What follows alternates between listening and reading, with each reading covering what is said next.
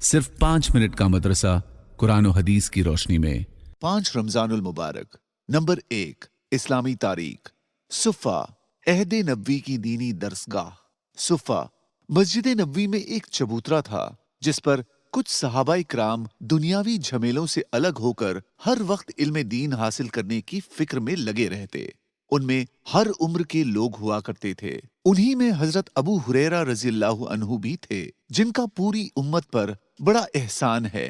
سب سے زیادہ حدیثیں انہی سے منقول ہے۔ وہ خود فرماتے ہیں کہ میں ایک مسکین شخص تھا، رسول اللہ صلی اللہ علیہ وسلم کی خدمت کرتا تھا، آپ ہی کے گھر سے کچھ کھانے کو مل جاتا تھا۔ ہجرت کرنے والے صحابہ تجارت میں مشغول رہتے اور انصار صحابہ اپنے باغات میں۔ اسی وجہ سے مجھے آپ صلی اللہ علیہ وسلم کی حدیثیں سننے اور یاد کرنے کا زیادہ موقع ملا۔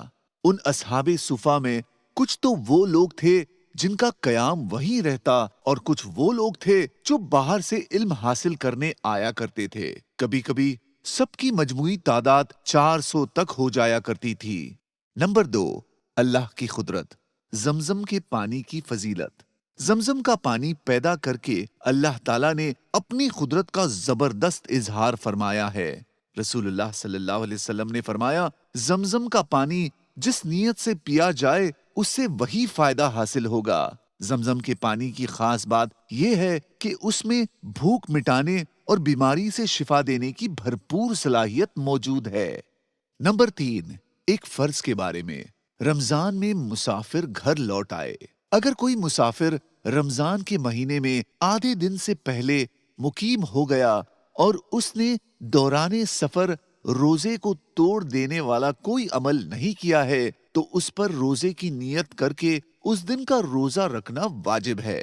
فائدہ، آدھے دن سے مراد صبح صادق سے غروب آفتاب تک کا آدھا دن ہے۔ اس کو زہوہ کبریٰ بھی کہتے ہیں۔ نمبر 4، ایک سنت کے بارے میں۔ افطار کے بعد یہ دعا پڑھے۔ رسول اللہ صلی اللہ علیہ وسلم جب افطار کر لیتے تو یہ دعا پڑھتے: ذهب الظمأ وابتلت العروق وثبت الأجر ان شاء اللہ۔ ترجمہ، پیاس بجھ گئی، رگیں تر ہو گئی اور انشاءاللہ اجر و ثواب ملے گا۔ نمبر 5، ایک اہم عمل کی فضیلت۔ ماہ رمضان میں عبادت کا انعام۔ رسول اللہ صلی اللہ علیہ وسلم نے رمضان المبارک کی فضیلت بیان کرتے ہوئے فرمایا، جو شخص رمضان میں ایمان کی حالت میں ثواب کی نیت سے عبادت اور تراویح وغیرہ کے لیے کھڑا ہو تو وہ گناہوں سے اس طرح پاک ہو جاتا ہے جس طرح اس کی ماں نے اس کو جنا تھا۔ نمبر 6، ایک گناہ کے بارے میں۔ ظلم کرنا۔ رسول اللہ صلی اللہ علیہ وسلم نے فرمایا، مظلوم کی بد دعا سے بچو، اس لیے کہ وہ اللہ تعالیٰ سے اپنا حق مانگتا ہے اور اللہ کسی حق والے کو اس کے حق سے محروم نہیں کرتا۔ نمبر 7، دنیا کے بارے میں۔ مسجد پہنچ کر نماز پڑھنا۔ رسول اللہ صلی اللہ علیہ وسلم نے فرمایا، جماعت کی نماز اپنے گھر اور بازار میں اکیلے کی نماز سے 25 گنا زیادہ ثواب رکھتا ہے، اور جب آدمی گھر سے اچھی طرح وضو کر کے صرف نماز ادا کرنے کی نیت سے مسجد کی طرف نکلتا ہے تو اس کو ہر قدم پر ایک نیکی ملتی ہے اور ایک گناہ معاف ہو جاتا ہے۔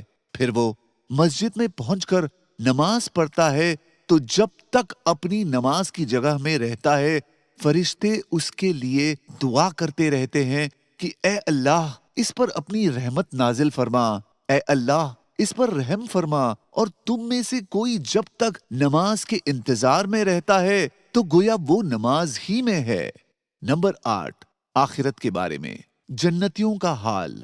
رسول اللہ صلی اللہ علیہ وسلم نے فرمایا، جنت میں لوگ کھائیں گے اور پیئیں گے لیکن نہ تو پیشاب پخانہ کریں گے اور نہ ہی ناک صاف کریں گے، بلکہ ان کا کھانا اس طرح ہضم ہوگا کہ ڈکار آئے گی جس سے مشک کی خوشبو پھیلے گی، اور ان کو اللہ کی ایسی تسبیح اور تکبیر بتائی جائے گی جس کو پڑھنا اتنا آسان ہوگا جتنا دنیا میں تمہارے لیے سانس لینا آسان ہوتا ہے۔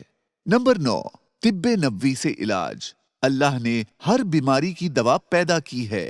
عرب کے کچھ دیہاتیوں نے پوچھا، یا رسول اللہ کیا ہم علاج نہ کرائیں؟ آپ صلی اللہ علیہ وسلم نے فرمایا، ہاں اے اللہ کے بندو علاج کراؤ، کیونکہ اللہ نے کوئی بیماری پیدا نہیں کی مگر اس کے لیے شفا بھی پیدا کی ہے، یا فرمایا دوا بھی پیدا کی ہے۔